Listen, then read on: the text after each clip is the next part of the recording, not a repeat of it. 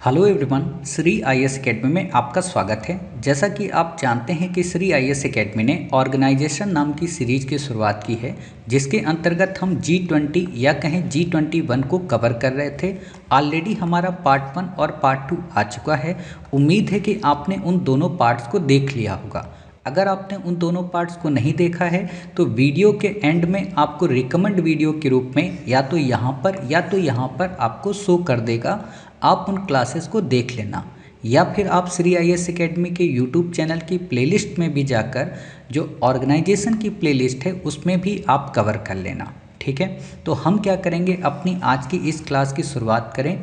इससे पहले 5 से 10 मिनट में जो भी हमने पार्ट 1 और पार्ट 2 में पढ़ा था उसका एक क्विक रिवीजन करा दें, ताकि आपको किसी भी प्रकार की कोई दिक्कत ना हो। ठीक है, उम्मीद है कि आपको प्रीवियस क्लास पता होगी। तो जैसा कि मैंने आपको बताया था कि हमारे यहाँ G20 ऑर्गेनाइजेशन की अध्यक्षता भारत ने की है, और आपको पता होगा कि इससे पहले भारत के पहले इंडोनेशिया ने की थी, और अब भारत के बाद इसकी अध्यक्षता ब्राज़ील करेगा। यानी कि हम अगर इस चीज़ को बात करें कि फ्यूचर में ब्राज़ील होगा, पास्ट में इंडोनेशिया था और प्रेजेंट में हमारा प्यारा भारत था। ठीक है, इन तीनों को ही मिलाकर यहाँ पर एक शब्द यूज किया जाता है जिसको हम बोलते हैं ट्रोइका। अगर आपसे सिंपल सा प्रश्न पूछे ट्रोइका क्या है, तो G20 में अध्यक्षता को लेकर बनाया गया एक क्रम है। इतनी बातें क्लियर हुई। फिर मैंने आपको बताया था कि जो ये G20 है इसका गठन वास्तव में केंद्र के वित्त मंत्री और केंद्रीय बैंक के द्वारा किया गया था। कब किया गया था, मैंने बताया था कि शीत युद्ध के बाद किया गया था, ना कि सेकेंड वर्ल्ड वॉर या फर्स्ट वर्ल्ड वॉर के टाइम पे किया गया था। फिर मैंने आपको बताया था कि भारत इसकी अध्यक्षता पहली बार कर रहा है। क्लियर। और भारत ने जब अध्यक्षता की तो इसने थीम वर्ड रखा वसुधैव कुटुंबकम, या कहें वन फैमिली, वन अर्थ और वन फ्यूचर। ठीक है, प्रश्न ये बन सकता है यहाँ पे कि ये जो वसुधैव कुटुंबकम शब्द है ये कहाँ से लिया गया। तो मैंने ऑलरेडी आपको बताया था कि अयम निजा परो वेति गणना लघुचेत साम, है ना, वसुधैव कुटुंबकम। ये श्लोक था महाउपनिषद से। आप में से कई बच्चों को एक शिकायत होगी मुझसे कि मैंने जब क्लास 2 कवर कराई तो वहाँ पर मैं शब्द बार बार यूज किया हूँ महोपनिषद। ठीक है, तो जो भी बच्चा संधि विच्छेद पढ़ता है उसको पता होगा कि ये ऊ यहाँ पर ओ बन जाता है। क्लियर। इसलिए आप इसे चाहे महोपनिषद पढ़ो या महाउपनिषद पढ़ो, बात एक ही है। ठीक है, प्रश्न उठता है कि ये महोपनिषद या महाउपनिषद किसका भाग है, तो मैंने बताया था कि ये विष्णु उपनिषद का पार्ट है। विष्णु उपनिषद क्या है, 108 उपनिषदों में से एक उपनिषद। ऐसा ही उपनिषद मैंने आपको बताया था मांडुक उपनिषद या मुंडकोपनिषद। क्लियर, आपने वहाँ पर इन चीज़ों को कवर किया था। जब आपने इतनी बातों को कवर किया था, फिर मैंने इसी में एक और बात ऐड की थी कि सर्वे भवन्तु सुखना सर्वे सन्तु निरामया सर्वे भद्राणि पश्यन्तु माँ कश्चित् दुःखमात् पुण्यात्। ये श्लोक कहाँ से लिया गया है, प्रश्न बन सकता है। तो ये हमारा तैत्तिरीय उपनिषद से लिया गया है। क्लियर, इतनी बातें। ये बातें बताने के बाद फिर मैंने आपको बताया था कि ये जो G20 का आपका कहते हैं लोगो जो है, ठीक है, इस लोगो की क्या खास बात है। मैंने बोला था ये कमल के पुष्प पर आधारित है और इसमें 7 पत्तियां हैं या कहें 7 कलियां हैं। ठीक है, या पंखुड़ियां हैं। इन 7 का मतलब है 7 कॉन्टिनेंट की बात कर रहा है। क्लियर, तो ये बातें आपको क्लियर हुई थी। फिर मैंने आपको आगे चलकर इसी में नटराज की मूर्ति का जिक्र किया। नटराज की मूर्ति में बताया मैंने कि अपस्मार नाम का एक मार या कहें राक्षस, जिसको भगवान शिव नृत्य की मुद्रा में उसको दबा रहे हैं। ठीक है, वो बौना व्यक्ति किस चीज़ का प्रतीक है, अज्ञानता का, अहंकार का। ये सारी चीज़ें मैंने आपको प्रीवियस में कवर कराई थी।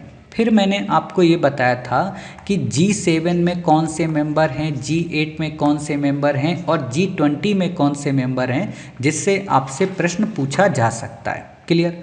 जब इतनी बातें आपने पढ़ ली थी, आपने ये भी देखा था कि मैंने एक लैटिन अमेरिका के संगठन का जिक्र किया था जिसका नाम था मर्कोसुर। ठीक है, मर्कोसुर एग्रीमेंट। क्लियर। फिर मैंने आपको ये भी बताया था कि जो भारत मंडपम है इसका वर्ड या इस नाम को कहाँ से लिया गया। इस नाम को लिया गया था अनुभव मंडपम से। अनुभव मंडपम क्या थी?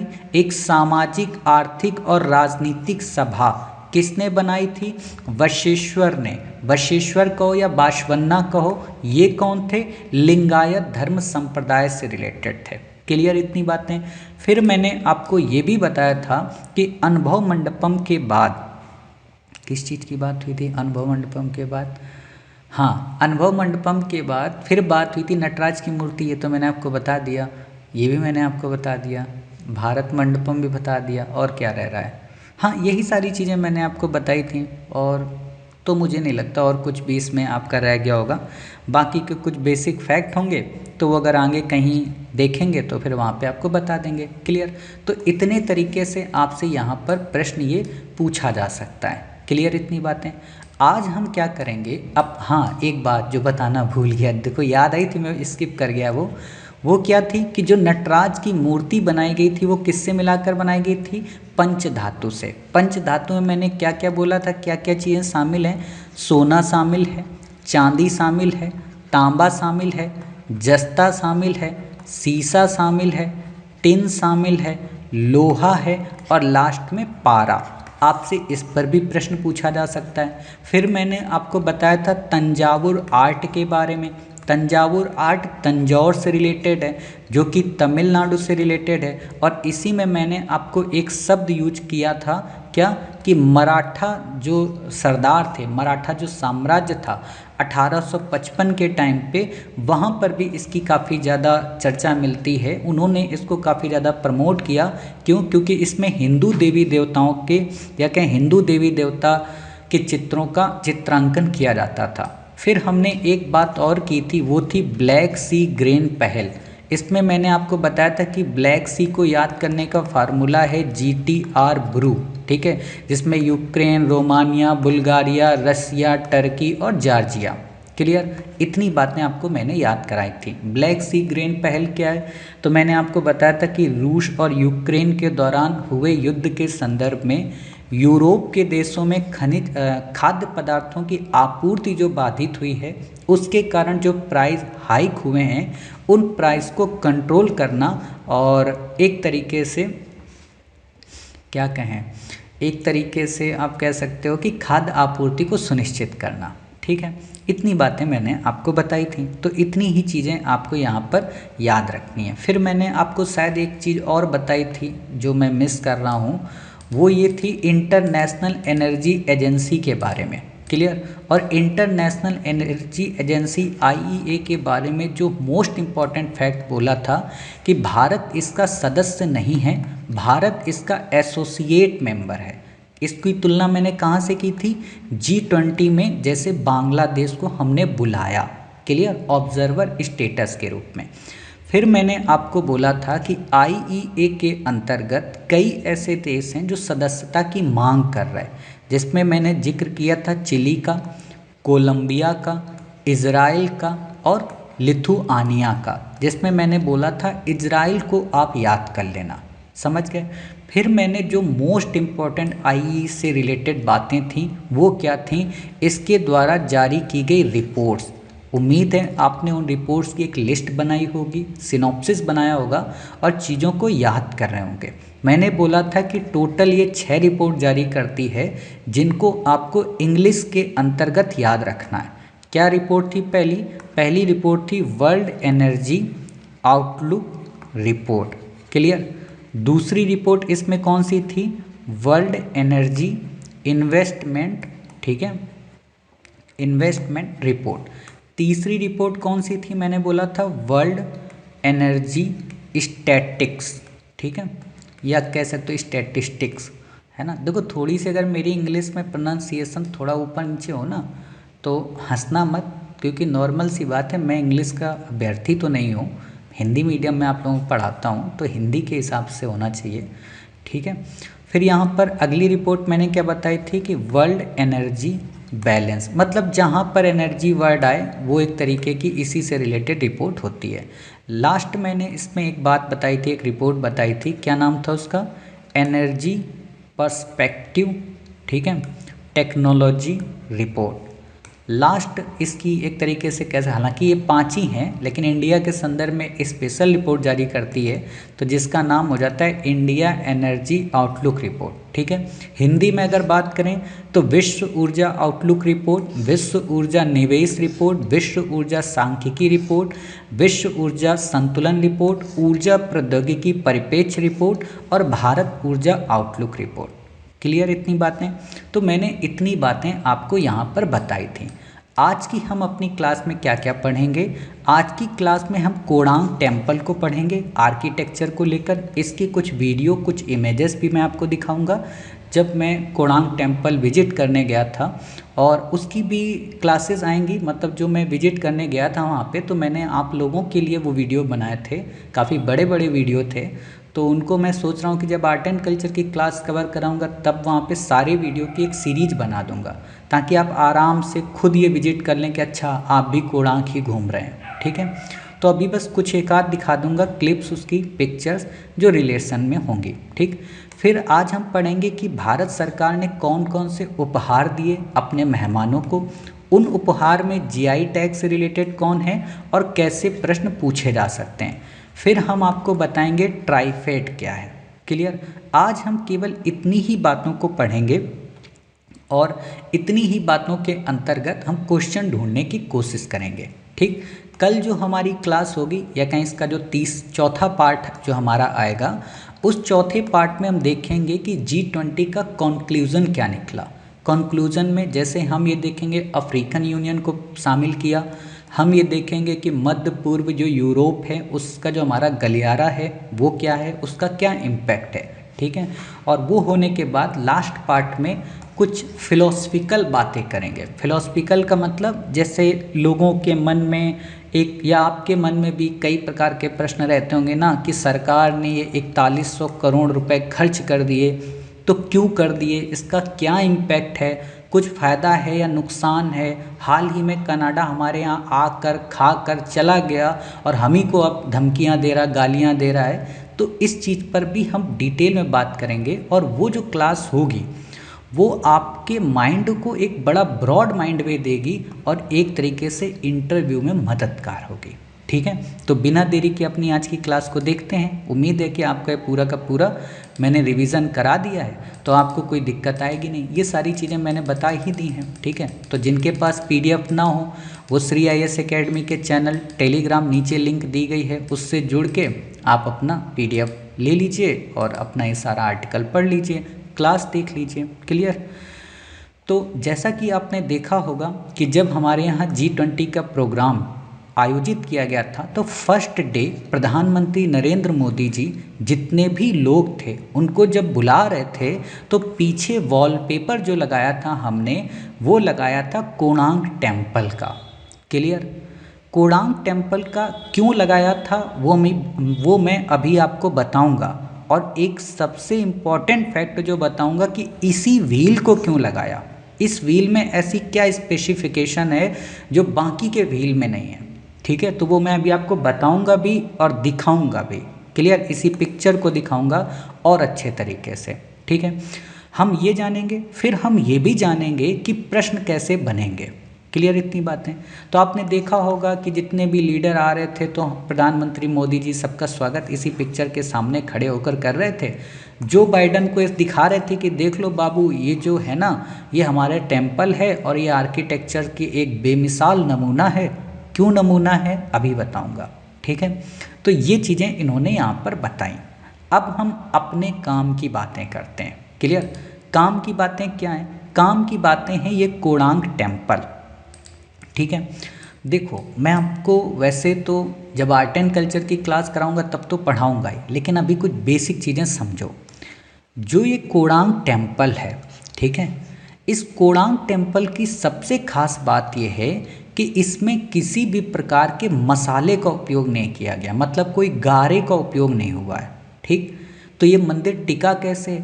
इस मंदिर को टिकाने के लिए इसके ऊपर, यानी कि जो गुंबद था, वहाँ पर एक चुंबक लगाया गया था, बड़ा हैवी चुंबक था, और उस चुंबक ने मंदिर की जितने भी रॉड थे, लोहे के रॉड थे या जितने पिलर्स थे, उनको अट्रैक्ट कर रखा था, यानी कि एक दूसरे को संतुलित कर रखा था, जिस कारण पूरी दीवारें टिकी हुई थीं।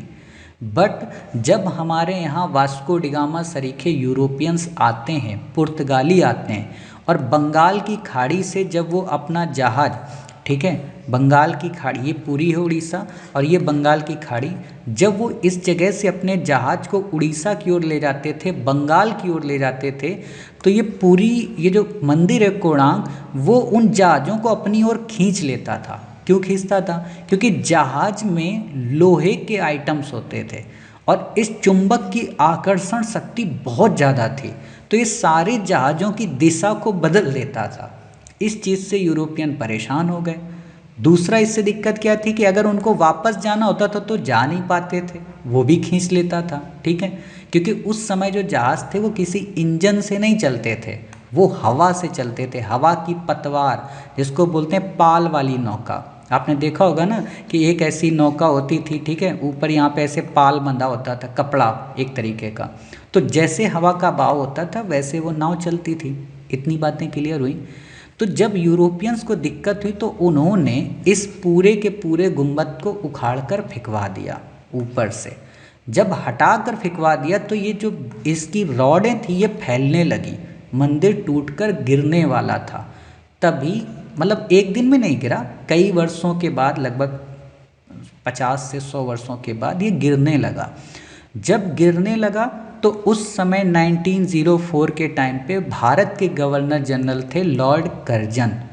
कर्जन ने इस मंदिर के अंदर मूर्ति को निकाल कर म्यूजियम, जो ब्रिटिश म्यूजियम है, वहाँ पर भेज दिया, ठीक है, और इस मंदिर के पूरे अंदर के भाग में रेत और बालू को भरवा दिया। रेत और बालू एक ही चीज़ होती है, बालू को भरवा के ईंटों से बंद करा दिया। इतनी बातें समझ गए। दूसरी जो इम्पोर्टेंट बात कि ये जो कोणार्क मंदिर है ये गंग वंश के राजा नरसिंह देव प्रथम ने बनवाया था। किस चीज़ से रिलेटेड है? सूर्य भगवान से रिलेटेड है। सूर्य भगवान के साथ साथ ये समय को भी इंडिकेट करता है। इसमें टोटल कितने व्हील हैं? 12 जोड़े व्हील हैं। 12 जोड़े का मतलब टोटल 24 व्हील हैं। व्हील का मतलब 24 चक्र हैं। ये 24 चक्र क्या करते हैं? 24 घंटे को शो करते हैं। समझ गए? इन चक्र में जो सिंबल बना है उन सिंबल्स में सेकंड है, मिनट है, और वो घड़ी के एक एक पहर को दर्शाते हैं। क्लियर इतनी बातें? साथ ही उस हर एक चक्र में पिक्चर्स लगी हुई हैं। जो व्हील हैं उनमें वो पिक्चर्स हैं। वो पिक्चर ये बताती हैं कि किस घंटे कौन सा काम इंसान को करना चाहिए। अर्थात वो मंदिर केवल एक मंदिर नहीं है बल्कि समाज का एक जीता जागता एग्जाम्पल है।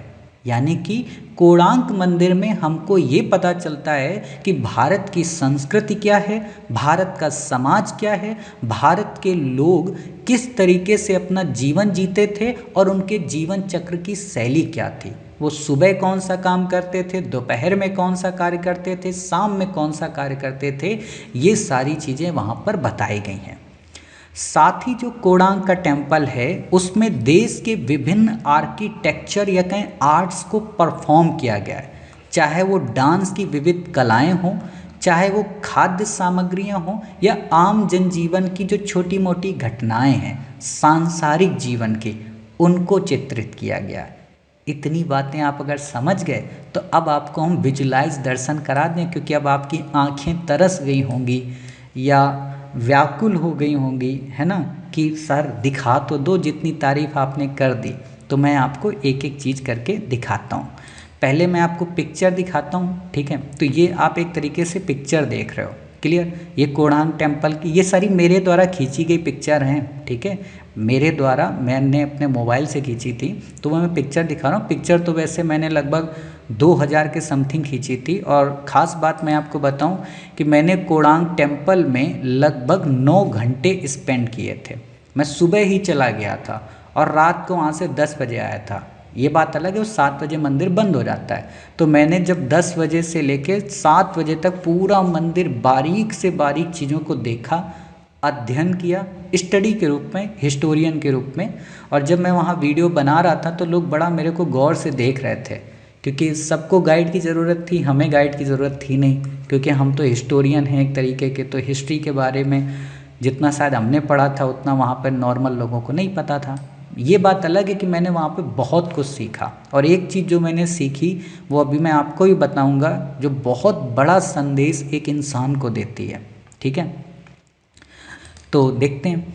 तो ये जैसे कि पिक्चर है ना, कोणार्क टेम्पल को लेकर यहाँ पर चीज़ें बताई गई हैं। इसको थोड़ा सा जूम और करें, क्लियर नहीं, थोड़ा सा अभी ऐसे ही रहने दो, ठीक। फिर इसके बाद यहाँ पर ये मंदिर है, ठीक है। अब यहाँ पर ध्यान देना कि ये मंदिर के दो पार्ट हैं। ये मंदिर पीछे है, ये आगे जो है ये नट मंडप है। आप में से कई बच्चे जब मंदिर आर्किटेक्चर पढ़ते हो तो उसमें मंडप पढ़ते हो, नट मंडप पढ़ते हो, भोग मंडप पढ़ते हो, है ना, ये वही मंडप है, ठीक। और इस मंडप में ये जो आपको मूर्ति दिख रही है ना, ये अभी मैं इनको बताऊंगा ये क्या प्रेजेंट कर रही है, क्लियर, जो कि बहुत बड़ा मैसेज देगी। जैसे ये मूर्ति आप देख रहे हो ना, इस मूर्ति ने मुझे वास्तव में जीवन का एक पाठ सिखाया और आपको भी सिखाएगा। देखो ये नीचे जो है ना, ये आदमी है, आदमी को हाथी अपनी सूंड में लपेटे हुए, ठीक। हाथी के ऊपर है शेर, क्लियर। ये क्या चीज़ शो कर रहा है, ये चीज़ शो कर रहा है कि दुनिया में किसी भी इंसान के पास तीन चीज़ें एक साथ नहीं हो सकती। तीन चीज़ें एक साथ का मतलब उसके पास पावर हो सकती है, पैसा हो सकता है, लेकिन उसके पास बुद्धि नहीं हो सकती। मतलब ये कहना चाहता है कि अगर किसी व्यक्ति के पास पावर होगी, पैसा होगा तो बुद्धि नहीं होगी, पावर नहीं होगी, पैसा होगा, बुद्धि होगी। किसी के पास बुद्धि नहीं होगी, किसी के पास बुद्धि होगी, पैसा होगा, लेकिन पावर नहीं होगी। चाहे जिसको आप उठा लो, आप कहोगे सर अडानी के पास तो सब कुछ है। क्या है अडानी? क्या अडानी देश के प्राइम मिनिस्टर हैं? नहीं है। तो असली पावर किसके पास? मोदी जी के पास। पैसा और बुद्धि है उनके पास, ठीक। मोदी जी को अगर आप ले लो तो क्या है? पावर है, बुद्धि है, लेकिन पैसा नहीं है उनके पास, है ना। मोटे स्तर पे इस चीज़ को सोचो। और जिसके पास ये तीनों चीज़ें होंगी वो केवल एक ही है, ईश्वर, आपका अल्लाह, आपके वाहे गुरु, ठीक है, आपके जीसस, बस और कोई नहीं। तो ये मैसेज ये प्रोवाइड कराती है ये पिक्चर, क्लियर। तो अब आप में से अगर किसी भी बच्चे को जब भी ये पिक्चर दिखे कोणार्क टेम्पल के पास की, तो ये पिक्चर बता रही है कि कोई भी व्यक्ति चाहे जितना प्रयत्न कर ले, वो तीन चीज़ें एक साथ अपने जीवन में हासिल नहीं कर सकता। या तो उसके पास पैसा होगा, या तो पावर होगी, बुद्धि नहीं होगी। बुद्धि होगी, पावर होगी, पैसा नहीं होगा। पावर होगी, बुद्धि होगी, लेकिन पैसा नहीं होगा। ये चीज़ें हैं, ठीक है। तो ये बातें इतनी आपको क्लियर हुई। अब अगली पिक्चर है यहाँ पे, ये सोसाइटी के रिप्रेजेंटेशन, ठीक। जैसे ये आप देख रहे हो कि इसमें क्या शो कर रहा है, ये हाथी देखो, ठीक है। ये डांस के परफॉर्म है, ये नृत्य के वादक यंत्र हैं। कई लोग समझते हैं कि केवल इसमें कामुक मूर्तियाँ, नहीं, कामुक मूर्तियाँ सिर्फ सिंबॉलिक हैं, क्योंकि सांसारिक जीवन में लोग तो मौज मस्ती भी करते हैं ना, तो वो अलग चीज़ है यहाँ पे, क्लियर। अब जैसे यहाँ पे देखो ये दरबार की पिक्चर है, ठीक है। इसको क्या बोलते हैं? ये जो पत्थरों पे उकेरा गया है इसको बोलते हैं तक्षण कला। ये सब छेनी हथौड़े का कमाल है, डिज़ाइन, ठीक है। ये सब तक्षण कला के नमूने हैं, क्लियर। अब ये देखो हाथी की सवारी कर रहे हैं लोग, क्लियर। तो ये सब शो कर रहा है कि वहाँ का समाज में हाथी थे। ये देखो नृत्य करती हुई, ठीक, कितनी प्यारी पिक्चर है ना। तो ये चीज़ आपने देखा। फिर इसके बाद यहाँ पे ये है मंदिर, मेन मंदिर, क्लियर। अब इस मंदिर को ऐसे तो मैं आगे आपको दिखाऊंगा। ये आप देख लो, यहाँ पे ईंटें भर दी गई हैं, अंदर बालू है, क्लियर। ये मंदिर पूरा का पूरा ऐसा बना, यहाँ पर ऊपर गुंबद था, उस गुंबद को हटा दिया गया जो कि लोहे को शो कर रहा था, समझ गया। उसको फेंक दिया कहाँ पे? बंगाल की खाड़ी में। आज तक नहीं मिला है। हालांकि भारत सरकार अब इसको फिर से रीडेवलप करा रही है, क्योंकि ये ढह रहा है धीरे धीरे, क्लियर। ये पिक्चर्स आप देखो, समझ गए इतनी बातें। तो यही सारी चीज़ें इसमें पिक्चर में हैं। अब ये मैं नट मंडप के ऊपर खड़ा हूँ, ठीक है। नट मंडप से यहाँ से मैं आया था, इस जगह से प्रवेश द्वार होता है, क्लियर। यहाँ आपको टिकट काउंटर मिलेगा, फिर वहाँ से आप पैदल आओगे, यहाँ पे आपको टोकन देना पड़ेगा। और ये प्रांगण, ये दीवार है, पूरी चारों ओर चक्कर लगा के आप आओगे। इस तरफ आपको समुद्र मिलेगा, बंगाल की खाड़ी। क्लियर। तो ये चीज़ें मैंने आपको यहाँ पर ये पिक्चर दिखाई। ये नट मंडप से मंदिर की पिक्चर, समझ रहे। अब चीज़ें आपको क्लियर हो रही होंगी। ये देखो व्हील हैं, 1 2 3 4, है ना। 4 ये इधर हैं, फिर बाकी पीछे हैं, उधर भी ऐसे ही 12 हैं। अब ये 24 व्हील क्यों है? क्योंकि ये सूर्य भगवान के रथ को दर्शा रहे हैं। क्लियर। अब ये वो है व्हील जिसका यूज किया गया है भारत के 10 के नोट में। क्यों यूज किया गया है? क्योंकि आप गौर से देखो, इस व्हील में जो पिक्चर बनी है इकोनॉमिक एक्टिविटी को शो कर रही हैं, ये सारी की सारी पिक्चर। ठीक है, ये घोड़ा है, ये राजा की इकोनॉमिक एक्टिविटी को शो करता है। ठीक। अब यहाँ पर मैं एक इंटरेस्टिंग बात बताता हूँ। ये जो आपको, एक मिनट, ये तो टूट गया है कई चीज़ें। ठीक है, मैं सीधी वाली इसमें दिखाता हूँ। ये देखो, ये जो है ना 1 2 3 4 5 6 7 8 9 10 11 12 13 14 15 16 17, ये जो चीज़ें हैं ये सुइयाँ हैं, और यहाँ पर ये सेकंड को दर्शाती हैं पिक्चर। अब इस पर क्या होता है कि जब सूर्य की रोशनी पड़ती है ना, तो इसकी छाया बनती है, उसी से पता लगाया जाता था उस समय कि टाइम कितना हुआ होगा। ठीक है, तो ये पिक्चर्स हैं। अब ये वीडियो मैं आपको दिखाता हूँ। ये दादी अम्मा मुझे बड़ी प्यारी लगी थी, तो मैंने इनको भी वीडियो में अपने शामिल कर लिया था। ठीक। अब मैं ये दिखाता हूँ, ये वीडियो मैंने बनाया था, इसकी वॉइस मैंने कट कर रखी है ताकि कोई दिक्कत ना है। मैं आपको जो चीज़ें दिखाना चाहता हूँ वो आप देखो। ये देखो, ठीक है, ये सूर्य मतलब घोड़े हैं, ये व्हील बने हुए हैं। क्लियर। ये आप घोड़े देख रहे हो, अब बिल्कुल डिमोलिश हो गए हैं पूरी तरह से। क्लियर। ये व्हील हैं। अब ये देखो पूरे पूरे व्हील है। अब यहाँ पे देखो कई कामुक मूर्तियाँ हैं। ठीक है, कई दरबार हैं, ये सारी चीज़ें यहाँ पर ये शो कर रहा है। ठीक। ये बाकी के पीछे के व्हील हैं। ठीक। यहाँ पे ये मंदिर का पीछे का हिस्सा मैं आपको दिखा रहा हूँ, ये यहाँ पे। ठीक है, अब इसके बाद आगे जाएंगे तो मंदिर के पीछे का हिस्सा दिखता है। यही सारी चीज़ें मैंने यहाँ पे रिकॉर्ड की हुई थी। क्लियर इतनी बातें। चलिए, यहाँ पे जो मेन मूर्ति है वो नहीं मंदिर में, ये ध्यान रखना आप। ठीक, तो कंफ्यूज मत होना। ठीक। अब यहाँ पे शायद एक ऊपर की पिक्चर अगर होगी तो मैं दिखा देता हूँ। ये तो यहाँ का है, ये देखो, ये यहाँ पे ये पूरा का पूरा ये रेत भरी हुई है। क्लियर। तो बस इतनी ही बातें मुझे बतानी थी, इतनी ही बातें मैंने आपको दिखा दी। समझ गए। अब आप में से कुछ बच्चे सोच रहे होंगे सर आप अपनी पिक्चर तो दिखा ही नहीं रहे, मैं उसमें मैं ही खींचूंगा तो मेरी फ़ोटो कहाँ से आएगी। ठीक। तो अब ये बातें इतनी आप जान गए कोणार्क के सूर्य मंदिर के बारे में, तो अब आप इसको पढ़ लोगे, आपको कोई दिक्कत यहाँ पर नहीं आएगी। ठीक है। यूनेस्को की धरोहर है। कलिंग मंदिर वास्तुकला की पराकाष्ठा है। अब कलिंग मंदिर किसका पार्ट है? नागर शैली का। आप पढ़ते हो ना, नागर, द्रविड़ और बेसर मंदिर आर्किटेक्चर की 3 शैलियाँ। ठीक है, तो आपको ये पता होना चाहिए। भगवान सूर्य से रिलेटेड है। 100 फुट ऊंचे रथ की तरह दिखता है, जिसमें विशाल चक्र और घोड़े हैं जो कि सभी पत्थर से बने हैं। 10 रुपये के नोट में भी है। अब बताना 50 रुपये के नोट पे किसकी पिक्चर है। ठीक है। 1676 में यूरोपीय नागरिकों द्वारा इसको ब्लैक पैगोडा कहा गया, क्योंकि काले पत्थर से बना है। वाइट पैगोडा किसको बोलते हैं? जगन्नाथ मंदिर को, जो कि पुरी में ही है। ठीक। ये मंदिर सूर्यदेव के साथ रथ का प्रतिनिधित्व करता है, जो कि 7 घोड़ों द्वारा खींचा जा रहा है। 24 तीलियां हैं, एक दिन के 24 घंटों को बताती हैं। धूप चक्र घड़ी का काम करती हैं। क्लियर इतनी बातें। विमान क्या है? ये जगमोहन, मोगना नहीं है, ये आप जगमोहन कह सकते हो। ठीक है, ये जगमोहन है। ठीक, या जय मोगाना कह सकते हो। वैसे यहाँ पे मंडप आएगा, नट मंडप। ठीक है।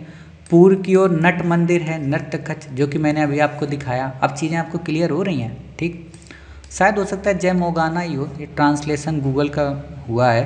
ठीक है, तो आप इतना याद मत रखो। रेखा द्यूल, ठीक है, शिखर, इसको शिखर को रेखा द्यूल बोलते हैं, इस शिखर को। जैसे मैं आपको दिखाता हूँ, कहाँ गई पिक्चर, हाँ, ये जो डिज़ाइन बनी है ना, रेखा चित्र, इसको बोलते हैं रेखा द्यूल। क्लियर, ये डिज़ाइनिंग जो है। क्लियर इतनी बातें। चलिए, ये बातें आपको क्लियर हो गई, ये भी मैंने आपको बता दिया। अब बात करते हैं कि क्या क्या उपहार दिए गए। ठीक है, तो उपहार में संदूक दिया गया। संदूक क्यों दिया गया? क्योंकि जितने भी गिफ्ट थे ना, उन सबको इसी संदूक के अंदर पैक करके देना था। तो संदूक इसलिए दिया, तो इस पे कोई स्पेशल क्वेश्चन तो आपसे पूछेगा नहीं कि शीशम का है कि किसका है। हाँ, शीशम पे क्वेश्चन ये आ सकता है कि ये पर्णपाती वन है या उष्णकटिबंधीय सदाबहार वन है ना, या शीतोष्णकटिबंधीय वन है। तो ये आप जब ज्योग्राफी पढ़ते हैं या कमेंट बॉक्स में बताना जरा, शीशम कौन सी वन की प्रजाति है, उष्णकटिबंधीय है, पर्णपाती है ना, बताना।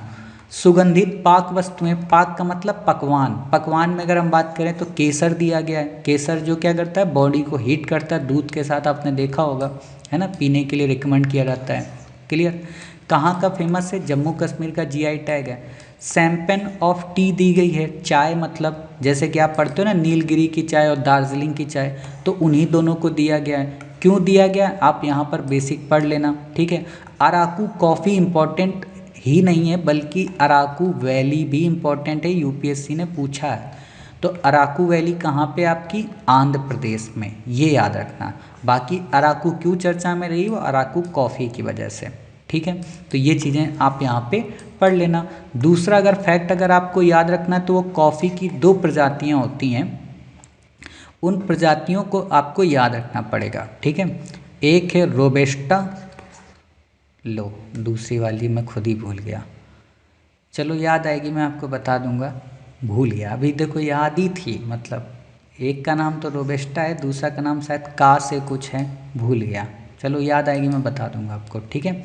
पारंपरिक शहद सुंदरवन की बात की गई, क्लियर, वो दिया गया है सुंदरवन का शहद। शहद क्या है यह तो आपसे नहीं पूछेगा, लेकिन बस इतना पता हो कि इसमें फ्लेवोनाइड्स पाए जाते हैं। फ्लेवोनाइड्स क्या होते हैं कि फल और सब्जियों में प्राकृतिक रूप से जो यौगिक हैं या कहें जो मीठा पदार्थ है, जो मीठा रस है, उसी को फ्लेवोनॉइड्स बोलते हैं।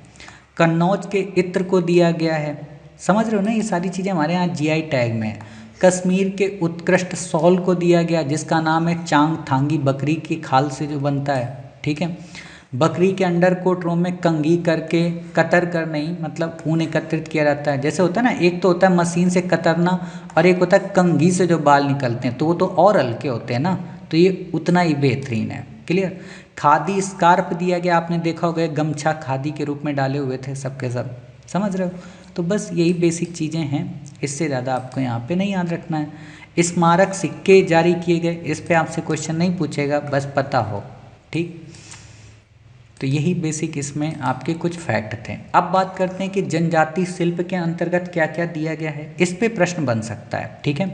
ट्राइफेड ने इस चीज़ को ऑर्गेनाइज किया था। पहला है लोंगपी पॉटरी, सुमेलित करने को देखो ये प्रश्न आएगा कि लोंगपी पॉटरी का संबंध है मणिपुर से, ठीक है। ये बर्तन आप देख रहे हो, ये पॉटरी कहाँ के हैं, मणिपुर के लोंगपी नामक गांव के, जो कि मिट्टी के बर्तन होते हैं, ठीक है। तो आप ये देख सकते हो विशिष्ट ग्रे ब्लैक कुकिंग पॉट्स, अरे कहने का मतलब जैसे हम लोग अपने यहाँ मटके वगैरह बनाते हैं ना, बस वही चीज़। तो लोंगपी पॉटरी अगर आपको आ जाए क्वेश्चन कहाँ से, तो मणिपुर से, ना कि मेघालय से।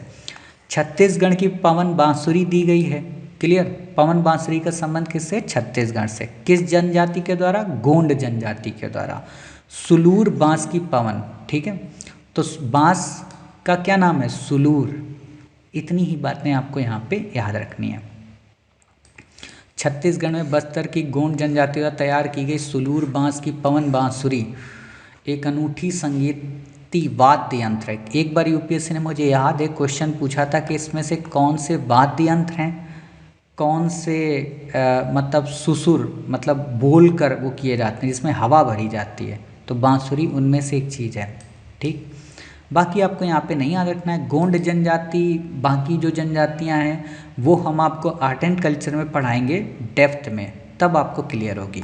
गोंड पेंटिंग्स आपको चित्र दिखा के तो नहीं पूछेगा कि किसकी है, बस देख लो पता रहेगा, ठीक है। गुजरात हैंगिंग्स, ये भी नहीं पूछेगा कि हैंगिंग्स, हैंगिंग का मतलब जैसे आप लोगों ना आजकल घर के बाहर आप लोग देखते होंगे टांगते होंगे, जो बसते हैं निकलने में, सर में लगने से वो टुनटुनाते हैं, वही हैंगिंग, ठीक है। बस गुड़िया, सूती कपड़े, इनसे भेड़ ऊन के स्टॉल, है ना, स्टॉल नहीं होना चाहिए यहाँ पे, सॉल होना चाहिए, ठीक है, सॉल, क्लियर। हिमाचल प्रदेश और जम्मू कश्मीर की भूटिया, गुज्जर और बकरवाल, यूपीएससी ने ये भी क्वेश्चन पूछा है कि भूटिया जनजाति का संबंध कहाँ से है, गुज्जर का कहाँ से, तो ये पता होना चाहिए, क्लियर। मोजेक लैंप, ये कहाँ की कलात्मकता है? राजस्थान की। ये एक तरीके का लैंप, जैसे लालटेन होती है ना, तो वैसे ही ये लैंप है। बस। अम्बाबाड़ी मेटल वर्क, ये किस जनजाति के द्वारा? मीना जनजाति के द्वारा। ठीक है, ये क्या चीज़ है? ये है जैसे मीनाकारी की जाती है ना, कि धातुओं पे रत्न को जड़ा जाता है। जैसे मैं आपको पिक्चर यहाँ पर दिखाता हूँ, तब आपको समझ में आएगा। जैसे ये देखो, ये कितना डेकोरेटेड है ना। तो इसको धातुओं से पूरी तरह से सुसज्जित किया गया, इसके ऊपर एक आप कह सकते हो सिंहासन बनाया गया, तो इसी को बोलते हैं अम्बाबाड़ी। क्लियर? तो आपको बस ये पता होना चाहिए कि अम्बाबाड़ी मेटल वर्क कहाँ का है? राजस्थान का। किस जनजाति का? मीना जनजाति का। मोजेक लैंप राजस्थान का। ये देखो करंट अफेयर्स की किसी आपको मैगजीन में या किसी बुक में नहीं मिलेगा। आपको यकीन ना हो तो आप देख लेना। और यूपीएससी यही चीज़ तलाशती है, वो ऐसे ही प्रश्न फिर जानबूझकर पूछती है। क्लियर? तो बस इतनी बातें याद रखो। मीनाकारी शिल्प क्या है? तो ये देख सकते हो कि धातुओं का यहाँ पर जड़ाव। ठीक है, मीनाकारी और मुझे जहाँ तक लगता है अम्बाबाड़ी एक ही चीज़ है। ठीक है, तो बस इससे ज़्यादा आपको यहाँ पर याद नहीं रखना है। फिर बात आती है ट्राइफेड क्या है? तो ट्राइफेड को बेसिक समझो कि ये एक तरीके की कोऑपरेटिव मार्केटिंग डेवलपमेंट फेडरेशन है। अर्थात जितने भी हमारे जनजातीय क्षेत्र हैं, उस जनजातीय क्षेत्र में जितने भी जनजातीय लोग हैं, वो जंगल से जो भी उत्पाद उत्पादित करते हैं या जंगल की वस्तुओं से जो भी कलात्मक वस्तुएं बनाते हैं, उन वस्तुओं को बेचने का ये पोर्टल है। अब इससे क्या फ़ायदा होता है? इससे जिन जनजाति लोगों को अपने उस प्रोडक्ट की वैल्यू नहीं पता होती कि ये कितना कीमती है, क्योंकि वो तो हमारी नॉर्मल दुनिया से दूर रहते हैं ज़्यादातर, जो प्योर मतलब ट्राइबल कम्युनिटी हैं, वो अपने आप को जो हमारा जो वर्तमान कल्चर है उससे अपने आप को दूर रखता है। तो उसके उस प्रोडक्ट को आम जनजीवन तक कैसे पहुंचाया जाए? ठीक है, क्योंकि वो प्योर होता है और बेस्ट होता है।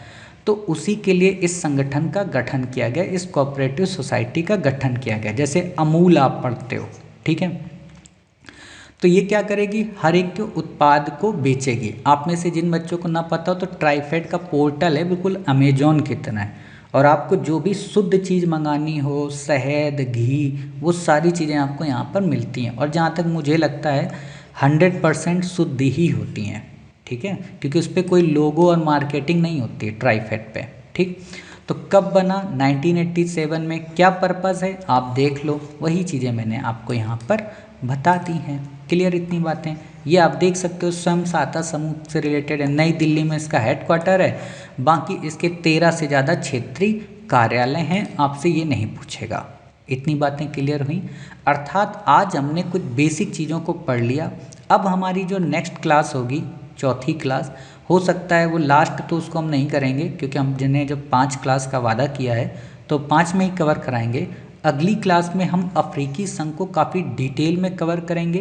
वैसे तो मैंने अपनी करंट अफेयर्स की क्लास में इसको कवर कराया है, बट फिर से एक बार रिवाइज हो जाएगा। साथ ही हम मध्य पूर्व आर्थिक गलियारे के बारे में बात करेंगे, मैपिंग देखेंगे, अफ्रीकी संघ की भी मैपिंग देखेंगे, और जो भी क्वेश्चन मैपिंग से रिलेटेड इंपॉर्टेंट होंगे वो आपको बताएंगे, ताकि यूपीएससी में जो भी रिलेटेड क्वेश्चन बन सकते हैं वो आपके क्लियर हों। ठीक है, तो आज की क्लास में केवल इतना ही। उम्मीद है आपको आज की क्लास पसंद आई होगी। सारी चीज़ें आपने देखी, वीडियो देखा, कोणांक को समझा, समझ गए, कुछ एक्स्ट्रा भी जानकारी मिली। तो मिलते हैं फिर अपनी नेक्स्ट क्लास में, या कहें पार्ट 4 में। तब तक अपना ख्याल रखिए, स्वस्थ रहिए। जय हिंद, जय भारत, वंदे मातरम, भारत माता की जय।